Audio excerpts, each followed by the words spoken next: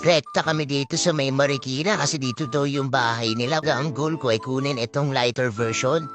Grabe guys, sobrang ganda ng quality at ramdam na ramdam kong magandang quality yung leather. Hindi siya yung nagpupulbos pagtagal ng panahon. Ito talaga yung leather na totoo. Unlike yung mga unang nahawakan ko na alam kong anytime pwede siyang masira kapag na itago ng matagal. So dito, talagang na-surprise ako. Sobrang quality. Pati yung foam niya sa loob, ramdam na ramdam ko ang lambot. Alam yung pagsuot ko na ito, feeling ko pwedeng pang basketball siya Ang ganda Napakahalaga na pumili tayo ng komportableng sapatos. Dahil syempre, ito na yung gagamitin ko sa kasal. Sobrang perfect at tamang-tamang naghanap muna ako sa Facebook ng mas mura. Worth it naman yung paghaharap namin at pagdayo namin sa Maynila. Buti lang, di mo kayo bumili sa mall. Napakamahal. Tuwan-tuwa din yung baby ko kasi hindi masyadong malaki na gas siya para sapatos ko. Yun, eto na siya. Mga kasap, nabili ko lang to sa halagang 2,499 pesos. Sobrang sulit. Sobrang ganda ng quality at sigurado kung mahuhuli na ito yung mga panlasin ninyo lalo kung mga maaarte kayo sa sapatos.